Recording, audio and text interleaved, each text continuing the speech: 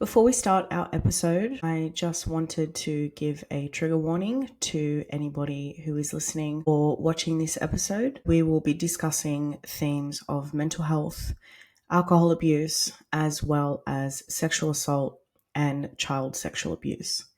If you think these themes and things that we will be discussing in the episode will be triggering for you, please exit out of this episode and do not continue watching or listening.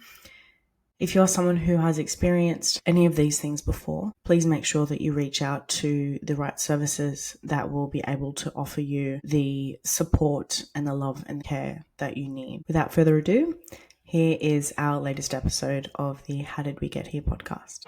Welcome to the How Did We Get Here podcast, the show that allows inspiring women from all walks of life a place to tell their story. Follow along every fortnight as we chat about each woman's challenges, life lessons, and words of wisdom that they have picked up along the way. Everything that has led them to being right here and right now. I'm your host, Jess, and from wherever you are in the world, I hope the story you hear today makes you smile, laugh, and maybe even cry a little. I hope it inspires you and fills your cup up just a little bit more, because in this day and age, inspiration and stories are always worth sharing. So grab a coffee or a tea and settle in for today's episode. And welcome back to the How Did We Get Here podcast. Thank you all so much for joining in to today's episode. And I do apologize for the delay in our episodes. I've just had a little life going on, but we're back. And I'm very excited to welcome our latest guest to the podcast, Tiny. Thank you so much for saying yes. Thank you for having me. I'm very excited to interview you, and I feel like we're going to cover so many topics, so many bases of your life. To kick things off, without stating what you do for work, how would you summarize yourself to people that don't know you? Like, give me some descriptive words for you. Sure. I'd say that I'm loyal, trustworthy. I'm someone that's bounded by a strong moral compass. I'd say I'm very passionate, open-minded, and playful. Mm-hmm. And I don't judge, but I'll definitely ask a lot of questions. I think that ties to your very inquisitive nature as well. Yes, absolutely. Yeah. Want to know all the things. And just investigate everything. Absolutely, yes. Like I need answers to everything, even if it's at 3 a.m. Give me answers. Well, getting more into our episode and getting to know you as a person outside of your job and your profession and what you do, because I'm sure a lot of people on social media know what you do and know who you are. Take us back to as far back as you want to in terms of your childhood, earliest memories, and things that have sort of been really pivotal for you in terms of molding your values, who you are, a lot of your characteristics and things that stand out to you that you've experienced that have created you into who you are today. Yeah, cool. So I'm going to talk about some things that I've never actually really openly spoken about today. So we're going to go deep on a few things. So growing up, I grew up quite privileged. I came from a background where my dad was a pilot, mum was an air hostess, the youngest of four. There's four of us, so youngest of four, all girls. And we had everything materialistically wise, amazing from the outside. But if you looked in, it was actually quite dysfunctional. So you had a mother that was burnt out, lonely, and felt like she failed as a parent. So her struggle was with alcohol. And then you had a father that was away pretty much most of over half my life, and who was pretty much doing the role of being a father, but was emotionally kind of tapped out. Yep. So that created a lot of dysfunction. It was quite it wasn't a very stable environment. So there was the anxiety of my mum, who was in and out of mental institutions quite a few times throughout my life, and me kind of taking on that parent role. And being that emotional support since the age of maybe it was grade 2 when I first started noticing that mum wasn't well. And I felt like I was responsible for her to basically I was worried mum wouldn't be here. So I felt like I was responsible for kind of keeping her alive, I guess you would say. And that's just at the capacity of what I knew as a child at the time. So there was that. And yeah, throughout my life, and amazing things on the outside. And then from the age of 10 to 14, I was actually sexually abused as a kid. And this went on for like 3 years. So first year was like just more like molestation, but then later it was more like sex and things like that. So by the time I hit 14, I pretty much experienced everything in that realm that a child shouldn't really be subjected to. Absolutely. And this led to me having my first mental breakdown at 12. Jesus Christ, Tony. Yeah, it's hectic, but it's built me into who I am today. It's like, from my perspective, whenever I tell the story to some people, they're like, "This is so hectic." Yeah. But I guess as a kid, or like if you got kids in Africa, right, that are children of war, they don't know any different from the environment that they grew up in. Yeah. So I can talk about this now because I've done a lot of work to heal. Yeah, from that. It was a long ride, but so I can talk about it now as if it's almost like an outside perspective. Yeah, like you're an outsider looking in to what had happened. I'm not attached to like the emotion. There's no emotion attached to it. There's the healing's been, definitely worked through and done. Yeah. So, by the age of 12, I ended up having my first mental breakdown, and I was diagnosed with anxiety, depression, severe OCD, and mild Tourette syndrome. Oh, so I was just a mess of a kid. Yeah. And I was put on 200 milligrams of Zoloft, which is an adult dosage. Fucking hell. Up for I think it was till the age of 19. So Jesus Christ. During this time period, I ended up coming out about the abuse when I was 16. And I've never really spoken about this on public, but mind you, but I'll go into a little bit of detail without too much. But the perpetrator was a family friend, and he had two younger brothers that were my best friends. And I found out when I came out about the abuse, the two younger brothers were actually there with me. And I noticed that they weren't okay. Like, they were devastated. But I could see that they really weren't okay. I just had this feeling, and I was like, has it happened to you? Oh my God. It wasn't just me. It was actually happening to the two of them. And then this guy was also secretly dating my older sister at the same time. So he was just, terrible. Holy I just got goosebumps all over my body, and my stomach, my heart just dropped into my stomach. Like, I can't. What the fuck? It was pretty traumatic for everyone, like the impact that it had. Not just so on profound. Me. Like, and I think when I came out about your sister. She was devastated. There was so many factors. Like, you got my sister who was betrayed and didn't know, and then felt the sense of like what I went through. Then you've got the brothers who are my best friends, that it was happening to them. There was just so many cogs in this wheel. And when I ended up taking him to court when I came out at 16, they were going to testify against him. And then their dad actually, this is the saddest bit, their dad turned around and said, I'm not having my sons go to court, and they don't need therapy. Oh, fuck off. That was probably like the bit that still gets me. Like, I'm detached, but that hurts to hear that, because I still think about them today. Obviously, we don't really have contact. We don't have contact. The last I did hear was that he did try to assault one of the brothers at their dad's wedding after this whole incident again. So that's as far as I know and as far as I've heard. But I do think about those boys, and I hope that they're okay and that they're, that they got the help that they needed, because I knew that I wasn't okay. But when I finally came out about it, it was like a weight off my chest. So I felt really good. But I think at the time I wasn't really aware of how much it would have impacted my family and the people around me. Yeah. And I think it did potentially cause a ripple effect that no one ever really came back from. Um, Absolutely. Yeah. and it's like my sister's now a psychologist, and she told me a few years ago the reason why she became a psychologist was because of what I went through. And To so, try and understand sort of the yeah, psyche of someone who does something like that to other yeah, people. she wants to like counsel kids. Like she's a teacher at the moment, but she wants to do that to help Yeah. kids. Yeah. Um, so yeah, that was kind of my childhood. Yeah. And Even through all of that as well, like you were stripped of your childhood, you were stripped of your yeah, absolutely, innocence.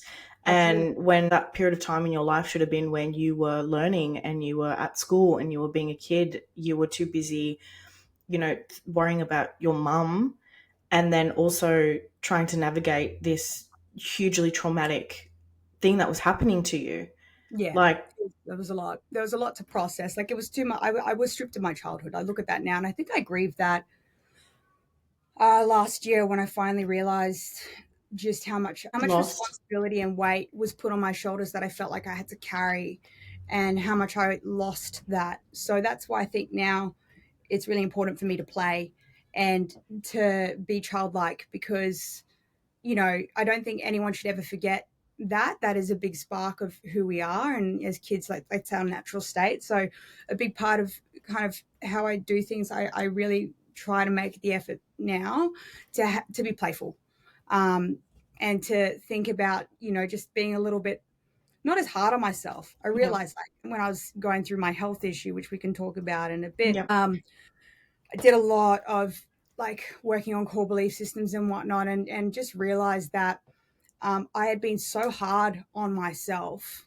Um, and I think this whole abuse situation, it led me to find music. So at 14, that's when I sort of found music and started writing songs.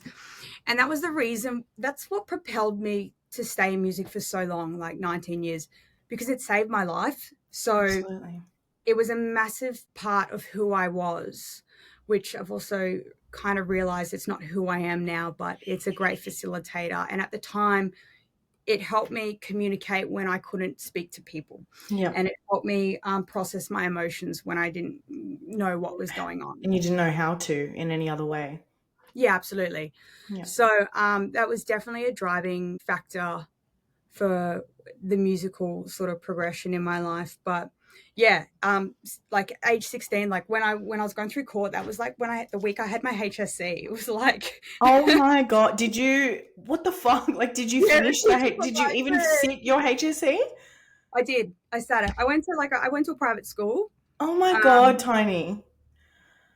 so by year 12, like, I think you poor bitch. Like, because I also had glandular fever and cytomegalovirus, and I still had to go to school, and I wasn't diagnosed with it. I found out later on. So I was just a mess of a human, like just doing my best to get by, but super suicidal. Just like, Fuck, man. and I thought to myself, I remember like, 'cause being 14 and wanting to die is not ideal. And I remember just thinking to myself, like, there's got to be something better than this. And I think I wanted to escape and get out of the environment that I was in, because I knew that it wasn't right and I knew that it wasn't it. And that's not just about like the abuse, that's also about like my family environment being so dysfunctional. Like, Yep. so after when I was 16, dad cheated on mum, or there was just so much dysfunction. He disappeared for 2 years when he went to work privately. So we are literally You my didn't dad really and his see him. dad. Yep. And then mum wasn't coping. And then they were both being really dysfunctional. And then we're in Colorado. And I just said to mum, like, you need to. In America. Yeah. So we're there for 3 months when dad was posted over there. Holy shit. There's a whole lot of lifetimes in here.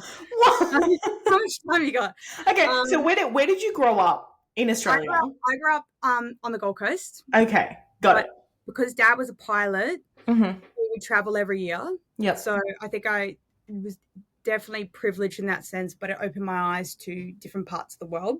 Yep. And then when he went private, he was based in Colorado. So he basically lived there because he was flying for this very wealthy guy. And he rented a house there. And so we got to stay there for 3 months and do like a full ski season there, which is Yep. amazing. But after that, I think we went back to Colorado again. It was just my mum, myself, and my dad. A lot of crazy things happened, and I just turned to my mum and I said, you guys just need to get a divorce. Like, this is This is just not so, helping anyone. Like, this is just, you're not happy. He's not this happy. wheel just is still turning and there's no end. Like, it's Yeah. just what's happening here. Yeah. So then it all came out that Dad had actually had an affair and was having an affair, whatever. I understand now as an adult why, like, the roles that they were kind of expected to play and why one did this and why the other person did this. Like I said, I don't judge, but I'll ask a lot of questions. Like, I can see both perspectives, and I'm not going to say that either one was particularly wrong. I think it's just lessons that both needed to learn. So yeah. So after So the once they divorce, HSE, like, is that when you were about like 17? so the divorce was, yeah. So there's the HSC. Then there was the divorce when I was like 18, I think.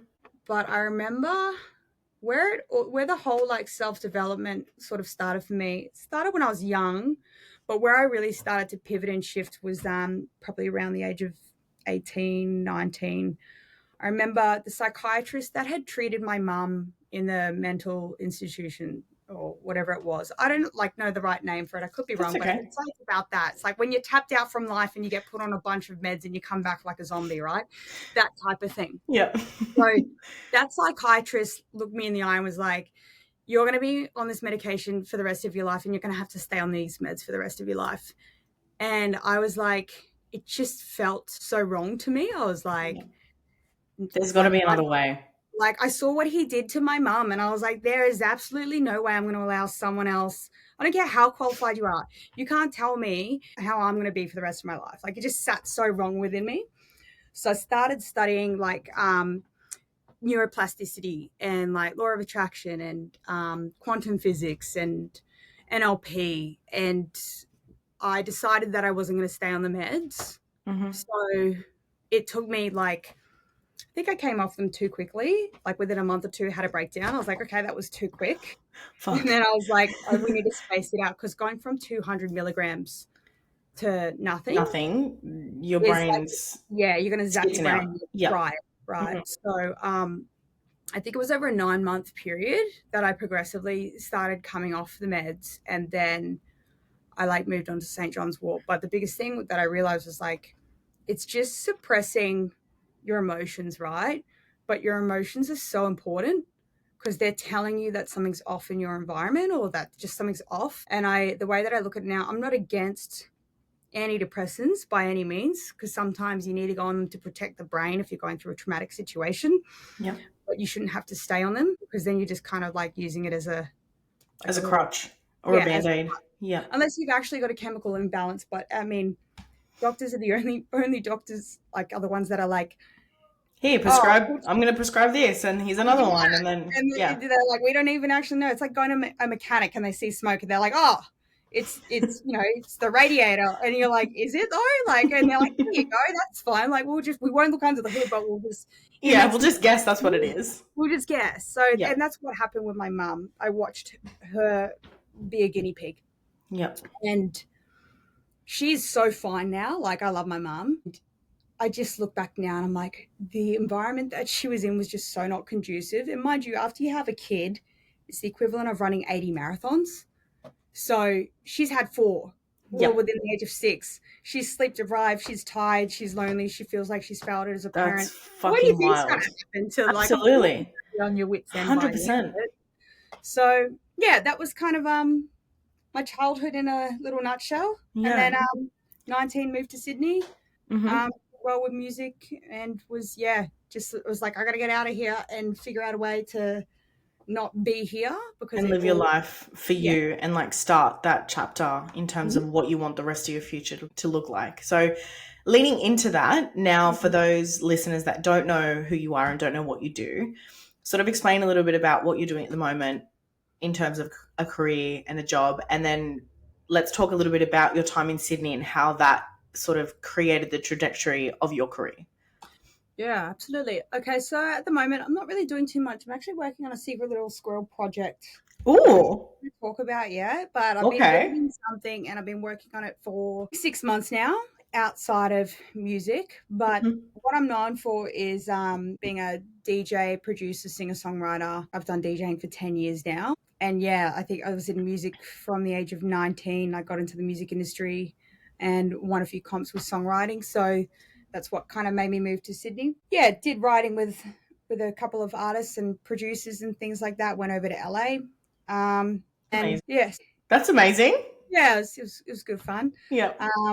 So I won a comp called the Bali Opera Song Summit, which was with Universal. So then I got sent over to Bali to co-write with all these like amazing Artist. people. Mhm. Yeah, I think Gary Go, who did cinema, was my best claim. That he's lovely, by the way. He's amazing. So there's like, a few like people you wouldn't know that have worked on some big projects, and then there's a handful that people would probably recognize.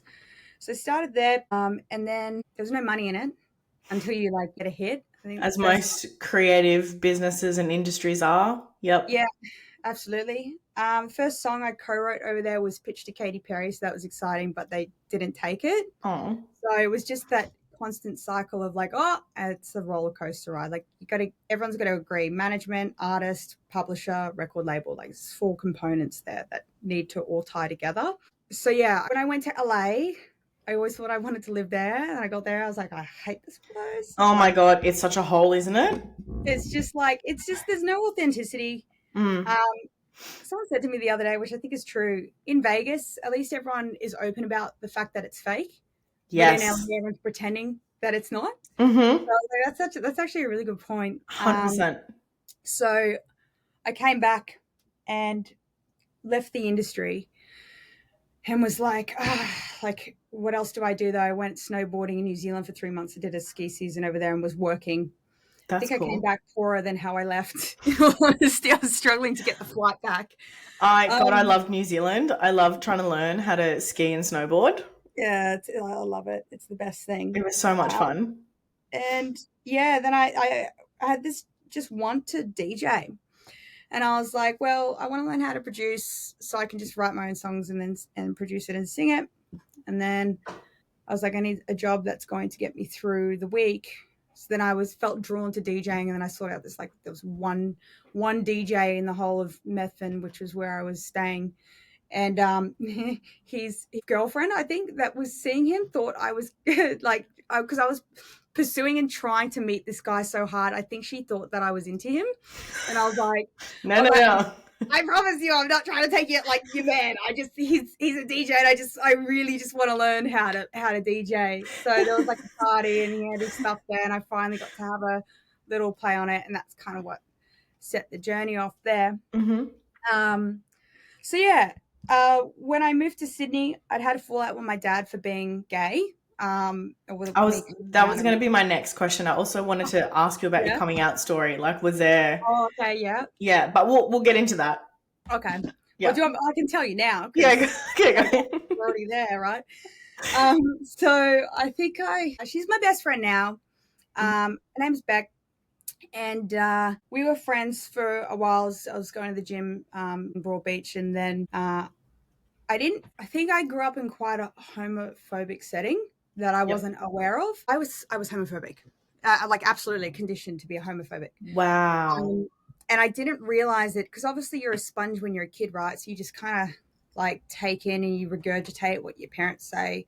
Looking back now, there was like things that I felt super uncomfortable with. Like I remember playing like kiss and chase with like the boys and the girls, and then I was a tomboy, and then one of the girls turned on me and like ran to kiss me, and I freaked out. I was like, well, I don't understand like what was all these feelings and whatnot. Yep. So just super like didn't really feel comfortable with it, but also had some interactions where I really wanted to be like a girl's friend, and I Mm-hmm. was like, well, that makes sense now. Yep. Um, so when I met my first partner, Beck, we were friends. She was already gay. She was actually 12 years my senior, so she was older than me. She's Okay. she probably, I think she was a big contributor to making me into a strong woman. Yep. That's She taught beautiful. me how to reconnect into my body again after the abuse. She kind of showed me that feminine side Mm-hmm. that I think I was lacking because I was always around a lot of boys growing up, and Yep. my mum wasn't well at the time. So I think she was that figure that I was looking for at that time that I needed. She kicked my ass into gear because like I was still like so young and kind of figuring out what I was doing. But yeah, when I came out was I think it was like we'd kissed, and then 2 weeks later I was like, I'm gay, I guess. Like I'm gay. So my dad was always mad that he was the last to find out. Yep. I knew he had a problem about it, so I told him first, and then he was like, "Oh," like I remember his chest sunk, and he just said, "Well, Tiny, I can't accept that." And I was like, "Okay, this isn't going well at all." And then my stepmom at the time, who he remarried, was like to him, you got to get out of your head with this. Like she's your daughter." Yep. So I moved to Sydney for 2 years and didn't really talk to any of my family. And that's when I moved with Beck and kind of just did it tough. Like moved into a basement in Erskineville, and then like was eating at the Hare Krishna at the end of the week because I didn't have like enough money. Beck went to uni, so I was like, oh, maybe I should go to uni now because I, done the music thing. And I was like, I'll do audio engineering and sound production, learn how to At uni. produce. Yep. So this is before the DJing sort of thing started. And yeah, we broke up, and that's why I also moved to New Zealand. So this was like a year later, but I met a really awesome group of people. So that's when the DJing thing sort of started. I hustled and grinded to get to where I am with the music thing today, like business cards, going into every place that I could find, doing up mixes. I didn't have a mentor. There wasn't ChatGPT. There wasn't YouTube tutorials. So it was just You like just have to raw dog it and just figure it out for yourself. Yep. yeah, that was it. And I got into the DJing thing prior to that. I didn't mention that because I'd actually worked with a producer named Tom Piper, and I was going to sing on his Australian leg tour for him. So we're collaborating a lot. I don't know what happened with that. Fell through with Ireland or something, or Ministry, something like that. Mm-hmm. And but I remember we did our songwriting session. I was in my little Hyundai XL, and then he rocked up in an Audi R8. And I'm like, Oh my god! I do like. So that was like 5 years before I actually set foot into DJing. And for a long time, I was like, I'd like to do it, but I don't know how. Like, because it was very expensive. I was like, I asked him, I was like, how do I start? And he's like, there's a course that's like $5,000. I was like, I can't even, Bro. what? So yeah, it was a big process. But I think all of the things that kind of happened to me in Sydney, cutting off my family and then figuring out who I was and what I was. And, I realized that when I was young, I didn't like myself very much. And I kind of evolved into the person that I wanted to be, and I knew I wanted to be better, and I didn't have the self-respect because the boundaries weren't in place from when I was younger, right? Absolutely. So I never got the chance to say yes or no. Even when my sisters, if someone picked on me, I didn't get the chance to say no. My sisters would go beat the shit out of them. You know what I mean? But they could, and my sisters would beat the shit out of me too. So there was really no boundaries in place. So all these things, it really developed the character of who I am, all of this stuff. It built me into the part of the woman that I am today, which I'm super grateful for, really. Because I'm so one of the best years of your life. So fucking proud of you. Yeah. No, honestly, because like you looked at the things that you had gone through and the things that you had taken away from you, and you decided, you did the work, worked on yourself to make sure that that was not your reality anymore. And that is huge. That's massive. That takes such a great deal of courage and fucking hard work. Like, I just take my hat off to you. Oh, thank you. Appreciate it. I find, what I've realized is a lot of people are scared to sit in themselves. Right? Like, I have a strong belief about, like, listen to Bashar, and Bashar talks about, like, how life is essentially meaningless, and the definition you give it and how you define it is the outcome that you get. So I've had situations where it's like later in life, another partner had cheated on me, and then my home got broken into in Sydney. My studio got, like, everything got taken. Oh my God. This is like later in life. And then that's when I kind of made the move back to the Gold Coast, but I needed to be in Sydney for work. So I was commuting for 2.5 years.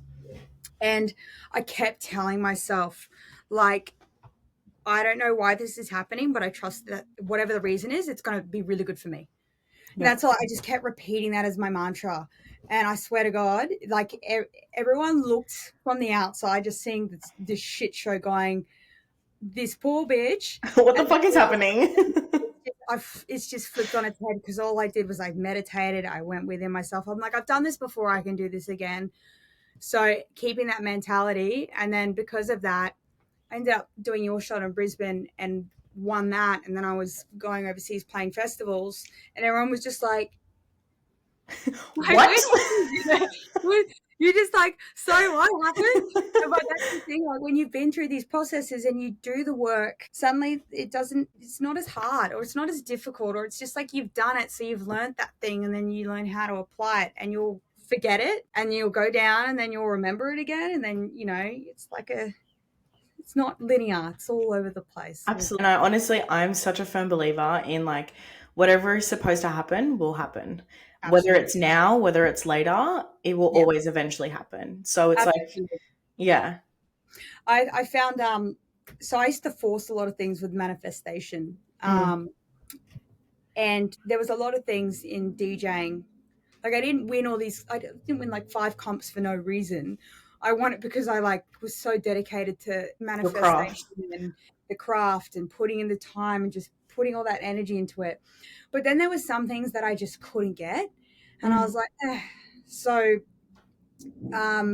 recently when I had my foot, I'm going to probably have to explain this. We'll I had talk about, yeah. through my foot in 2020 and I got very sick. We can come back to it.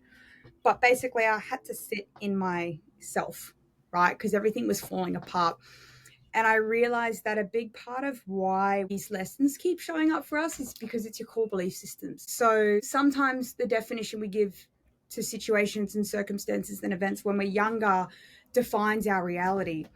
And so there can be this unconscious repetitive pattern that keeps happening and we don't know why. And it's not until you're able to identify it that everything sort of shifts. So I kind of realized last year that I couldn't keep manifesting and forcing things because it wasn't working, because the universe was like, nah. Learn your lesson. It's not going to work. Learn your lesson, bitch. Sit the fuck down. Literally. You're on time out. We're going to put you in the fucking bed. Time out, bitch.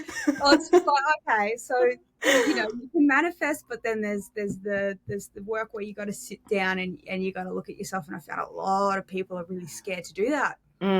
Terrified to do it. I know I avoid myself sometimes. I'm like, nah, I don't want to deal with that today. We all do. I'm the biggest person who suffers from imposter syndrome at the best of times. Yeah. Running a business, trying to show up for my clients and do all that, do content, stay on top of things. Half the time I'm like, I don't have the mental capacity to do that. Yeah. But I have to. Yeah. But I have to, because there's other coaches out there. There's other business owners out there who are doing these things that I feel like I'm falling short doing. Yeah, right. That's interesting. I used to have that before I got sick. I was super hard on myself with everything that I needed to do and had to do, right? And the part that I mentioned earlier where I realized that I don't need to be so hard on myself, because I was like, I need to make this happen. I need to make this happen, and I need to do this and I need to do that. And once I worked on the core beliefs, I realized that I don't have to push as hard as I thought I did, and that maybe there was a lot of things that I was doing because of the beliefs that were behind it. So my why, my reason why, I was a massive people pleaser, massive. Yeah. And I think it was last year. I'm trying to it's a bit blurry because my memory was shot, but basically realized, and Ashley, my partner, was the one that taught me this, that she was like, who are these people? Because I was having people reach 5-10 messages a day on Instagram. Not a lot of people know this. She actually took over my account to handle the influx of people asking for favors, because I was just so ready to help everyone. Because I deep down, I do want people to win. I want everyone to win, but not at the expense of me. And that was a hard lesson I had to learn. So I realized the moment I started putting the boundaries in place and saying no to people, how many people actually stayed? 98% weren't around. Left. Yep. Yeah. Yeah, literally. So it was a big wake up call to realize that the people who truly valued me for who I was, and the people that didn't only valued me for what I could provide for them. Oh, yep. So there's a Big big difference. Yeah, between the two. difference. And if someone doesn't respect your boundary or your time or your space, maybe they call you to be like, I'm having this issue or this problem. And it's like, Where were bitch, you when I also needed the same thing? exactly. And it's like, Mm. if you really valued someone, you could go pay for a therapist. Because what I was doing, I was paying for therapy. And then I'd have all these people calling me having their issues. And And dumping their shit on you. on me. And I'm like, Yeah. I pay a therapist so I can go dump my shit on them and not have to worry about it. You know what I mean? I can be like, I had a really terrible week. I like completely lost my shit. I did all this crazy whack stuff. And like, she knows who I am. She Yeah. knows that I have my crazy moments because I'm ADHD and autistic. We can get to that too. And, so I have my little spirals and she's like, yep, that's tiny. Cool. And I'm like, thank you so Right. much for letting me Therapist dump. is writing him down. Yeah. I'll see you like when I see you, Yeah. and here's the money. And it's so much better. You don't need to be dumping on people, but people do it all the time. And I realized though, I'm the problem too. I was the problem too, because Mm. people pleasing is actually a little bit manipulative, because you're wanting approval from people, so you're willing to do things that aren't necessarily authentic to yourself. Mm. So you're presenting yourself in a way that's probably not sustainable, Mm-hmm. and it'll probably cause resentment over time.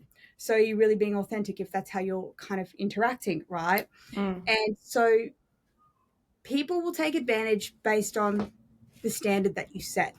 Yep. Not everyone, But but some people, yeah. yeah. And I made myself available to everybody. Yeah. So I'm to blame for that. It's not everyone was just coming along to teach me that lesson that I Yeah. needed to have better boundaries within myself, really. Mm. So yeah. That's crazy. And I feel like as well, that's a very valuable lesson to learn as you get older, because that will also help weed out friends who aren't necessarily the friends who are going to be there to, help you through the next stages of your life and sort of come to you and be with you because they can't get anything else out of you. Yeah, If that absolutely. makes sense. Yeah, I heard a really interesting statement that when people come and go out of your life, right? If you make some major shifts and changes that happen, it's going to blow people's minds unless you kind of understand quantum physics. But sometimes the version of that person um, doesn't exist in the new reality that you've created for yourself. Like they Yep. won't fit and they won't exist there because they're not in that capacity or range.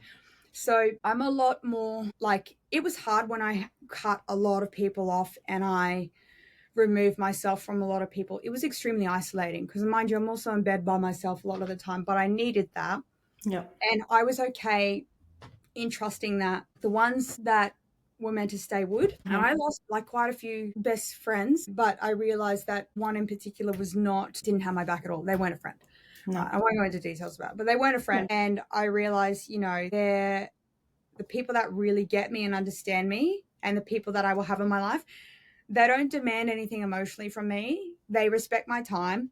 They know that I get overloaded with messages and I can be like, I don't want to talk to anyone for like weeks.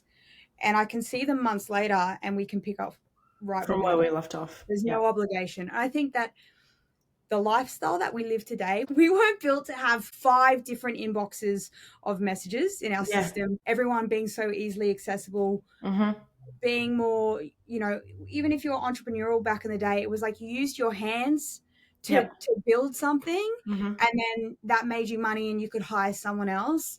It wasn't, I got to, like social media presence, podcasts, and then like, emails and all of this stuff. We just weren't made or conditioned to be in that sort of state or space. Going back to like the friends topic, friends that don't respect your boundaries in terms of like when you need to set them aren't friends that respect you as a person. Absolutely. And that's a huge thing I also had to learn. Yeah, absolutely. And it's interesting. Well, if they don't respect you, it also means they didn't value you. They just liked what they were getting from you, right? Yeah, 100%. Same sort of thing. There's no respect there. But I find there's some people that I've cut off because I'm the type of person I'll just walk away, and you won't hear from me again. And you don't necessarily always owe it to people to explain why. Sometimes I feel like now I've learnt it's okay to walk away from something and leave it as is. You don't always have to stick around to give everybody the answer. because they'll just come along and attract someone else and do the same thing until they recognize the pattern anyway. It's not up to you to Give them a reason why. No. And I think the state that I was in, like it got to the point where like I nearly died with this fungal bone infection that I had from this splinter. Let's sort of like recap what had happened from there. Yeah, okay, absolutely. So during COVID, I was very healthy and, training a lot, doing other things. I went out and I was using a leaf blower. I saw a stick stand up, and as I'm walking, I'm like, I stand on this thing. And I remember just feeling it and going, surely not all of that went in. I was like, can't be. I looked and I was like, where did it go? I was kind of a bit confused, but I think my body was just in absolute shock. So I didn't really feel it because I realized how much was in there later on. So it was definitely shock. And I've gone, okay, I'll try to pick it out. I could see bits. I'm like, okay, I think it's out. If it gets worse, I'll go to a doctor. Mind you, it's like mid-lockdown, so I couldn't really go into the doctor. So time passes. My foot, it's like healing, but it's still like sore. And then I kind of, it's like it was good. It was fine for a while. About a year later, it would flare up a little bit and then go down, flare up a little bit and go down.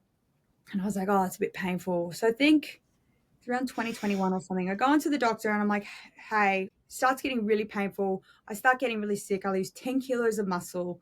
I think I have cancer. I don't know what's going on. I can't eat. I can't stomach food. What the fuck? I'm just shot, right? Like, and my foot, I can't walk on it. It's super painful. So I'm DJing. I'm doing all these gigs and like barely able to stand on my foot.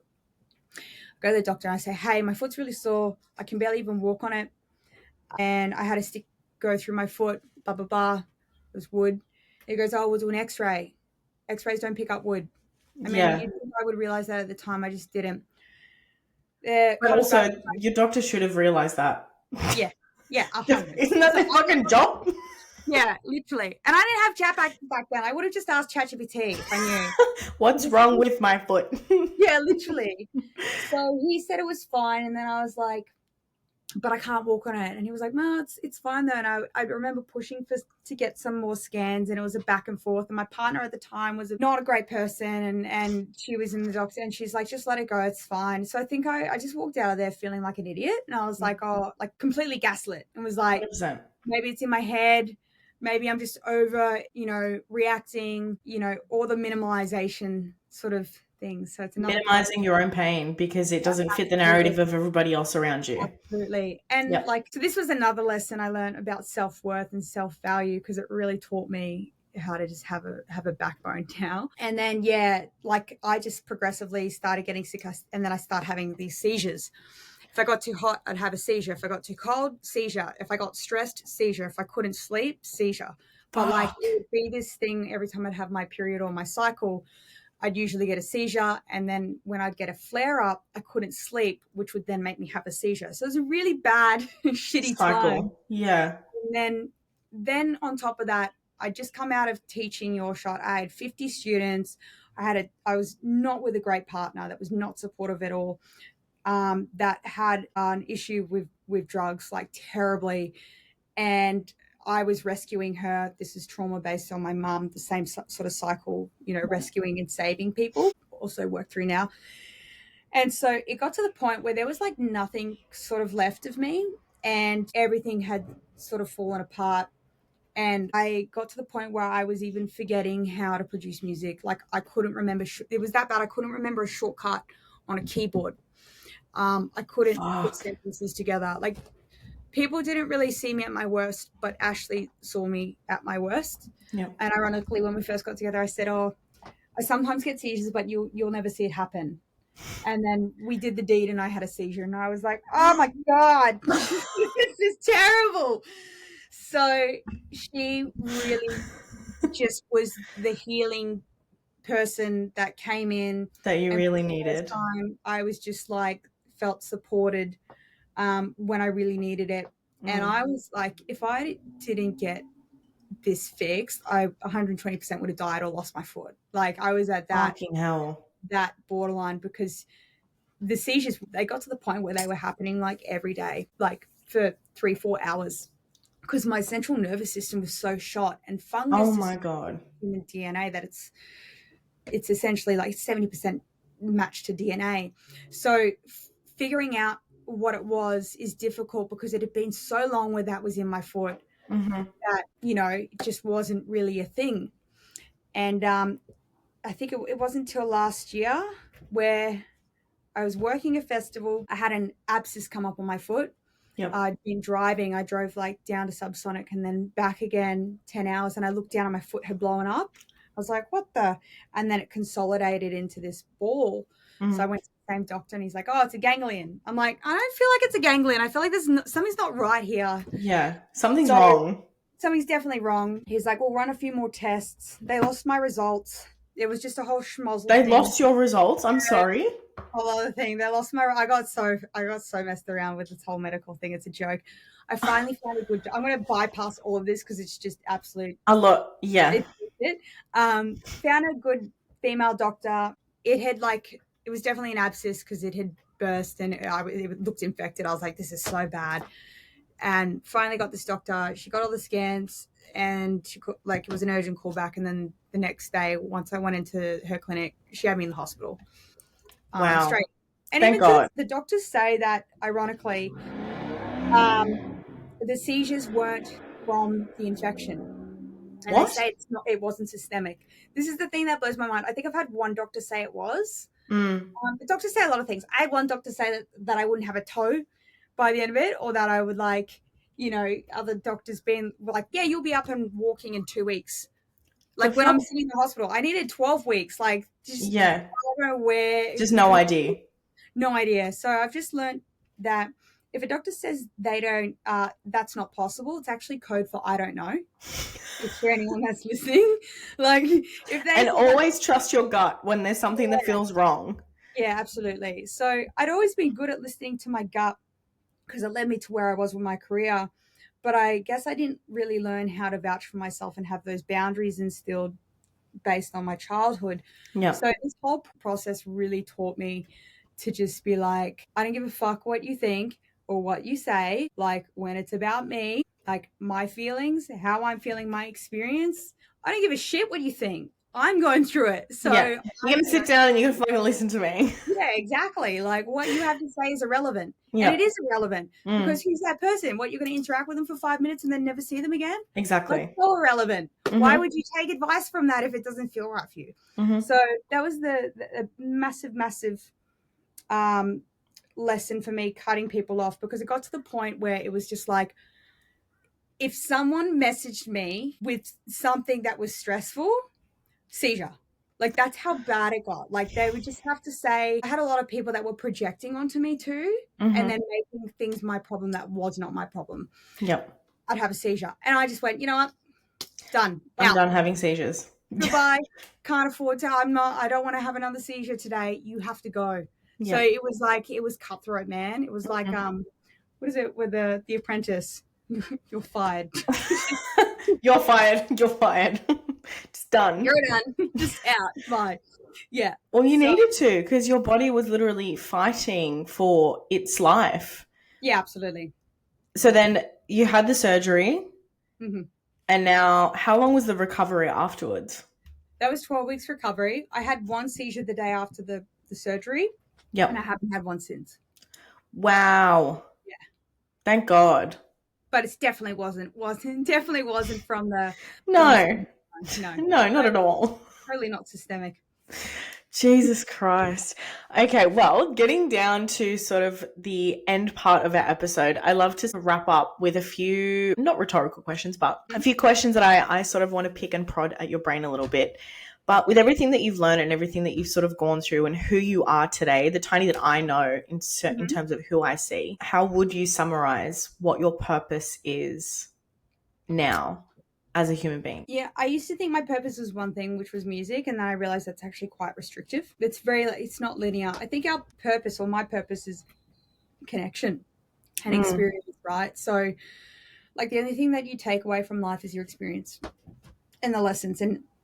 And a friend of mine, Herbie Critchlow, that was in the music industry, he was like a mentor to me, and he said something really valid years ago. He said, Tiny, if you uplift or inspire just one person in your life, that you've done your job. And he was the type of dude where he'd walk into a room when he'd go to write a song. He did quit playing games with my half for Backstreet Boys. So he was very successful, this guy.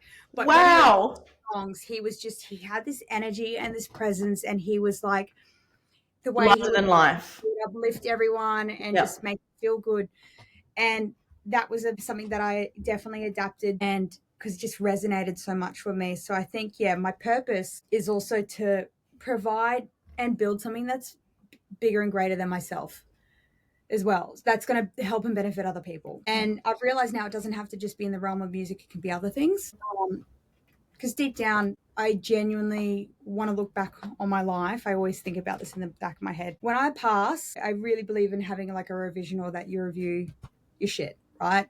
I want to make sure that with everything that I do, that I'm happy with what I've done. Yep. And you're not going to get it all right, but at least, realizing certain things and then coming out of that and shifting who you are and how you do things. That's what it's all about. But I want to make sure with every interaction that I can leave as many people as possible feeling better than worse about themselves. Yeah. And I think that to me is a big part of my purpose, regardless of what action I sort of tie to that. You know what I mean? I want to uplift and inspire people. I want to provide something that's of service to other people. And that legacy of how you made people feel will live on even after you are gone. Yeah, absolutely. Yeah. Absolutely. I love that so much. What star sign are you? I'm a Gemini. Oh my goodness. Okay. Yeah, Gemini with Leo rising. Okay, interesting. Yeah. Interesting. Not the typical gems though. Yeah, no. Yeah. So the interesting thing about Geminis, my other sister's a Gemini. So she's definitely the other half of a Gemini that I'm not. Like, I'm scared to tell people that I'm a Gemini. I was very surprised. I did not get Gemini vibes. That's where I'm not the typical one. It's because of my chart and the spread and all the placements. But what I've realized with every star sign, there's the woke and the unwoke, right? So the ones that have nurtured and the ones that haven't. Yeah. And when I was younger, I used to talk shit. When I was younger, I used to lie. Like, there was, and then I realized very quickly that none of it felt good. So I learned that it's better to kind of listen to people and not say things, and just, I like to gain perspective, because there's always observe. One side, the other side, and then there's the truth of what happened, right? So I find when you kind of develop as a Gemini, it's about gaining perspectives and understanding everybody's perspective. So sometimes that can come across as being two-faced because you're very agreeable. Other people can just actually be shitty two-faced. Yeah, you just talk shit, So yeah, I do love that I'm a Gemini, but I don't think it's the typical Gemini. Sort of, yeah. Absolutely. Well, my favorite question that I love to finish our episode with is, if you had one piece of advice for 8-year-old you, as you today, what would that be? Go easy on yourself. Don't be so hard on yourself. And you should be proud of who you are, because you're a good person at the end of all of it. It's a deep question. I like that one. It is, yeah. It is a good one. And I think, like, I went for a walk this morning with a very good friend of mine, and we actually went to my old suburb where I grew up. And we walked past my old house where I was, like, from when I was born to the time when I was in, like, I don't know, year 6. Such a surreal feeling thinking back to when you were that age and just your childlike view of the world. And I know I'm a small person. I'm 5'1", like I'm tiny. But looking at the house and looking at the environment in terms of where I grew up, now being an adult, I thought everything was so big. I thought the world was so big. And visiting there today and having a look at my old home, I was like, this is not that big. Like, yeah, absolutely. And then I thought back instantly to, like, my little self and who she was back then in that home, thinking about how amazing she would think that I was now, being who I am today at 30 years old, 31 on Saturday. And I really, really love asking that question to my guests, because it's like you don't really think about your younger self very often in this day and age. Or maybe you do. Well, yeah, that's good then. I understand what you're saying. Yes, a lot of people. That's good. Yeah. with that whole thing about I had to do a lot of inner work as like with my child version of myself. So I actually fell into this process of doing, I didn't even realize what it's called, but it's called quantum healing. Mm-hmm. And I was doing this even before I knew what it was, but basically you go back into a time period that maybe was quite traumatic, and you envision that you're the older version of yourself in that version of yourself that you were, and giving them whatever they needed at that time that they didn't get. Whoa.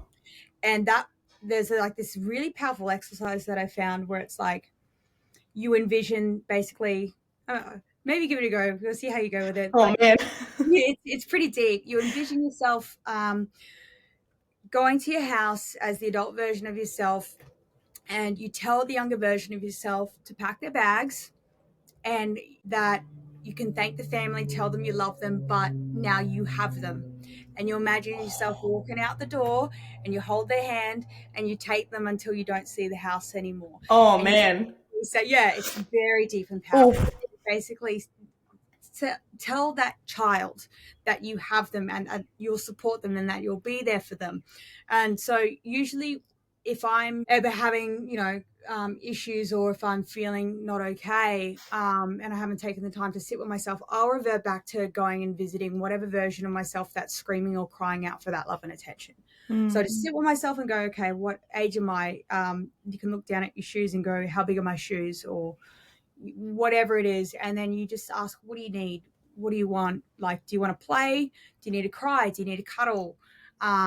Like anything. But the most powerful one that just, I was sobbing, was like, you go. You got me. Yeah, you go and you tell them, Jesus. pack your bags, I got you. Give them your love, tell them you love them, but you're coming with me now, and we don't need them anymore. Yeah. And we're going to go. It's a very powerful exercise. Holy moly. I feel like I learned so much from you today, not just about you, but just from you. And I love listening to you talk. I love your perspective. I love you as a person. I think you're amazing. And I honestly can't thank you enough for coming on the show. And to anyone who is listening and who maybe has taken something away from today's episode is, Tiny has made something of herself out of an extremely shitty circumstance. And there are some people in this world who could have, continued down that hole and that road of thinking the worst case scenario, not trying to pull themselves out of it. But you are definitely a testament to everything positive that you can make of your life. And yeah, I honestly just take my hat off to you. Thank you. I appreciate that. I just want to state as well, I am human. There are times where I fall into the hole, but that's okay. It's okay. It's fine. You can be a little bitch and cry all you want. We're allowed to be in the hole. Let yourself go through it if you need to. That's fine. As long as you come out of it. Definitely. But definitely. Thank you for the kind words. I really appreciate that. Thank you. And thank you for having me on this podcast. Oh, it's been the best, honestly. And to everyone listening, if you haven't already, please make sure that you hit the like and subscribe button. It honestly helps me so much continue this little passion project. And if there's anyone you want to recommend to being a guest on the podcast, please let me know, or just pop it down in the comments for me. And yeah, I will catch you in the next episode. Bye, Tiny. Bye. Thank you so much.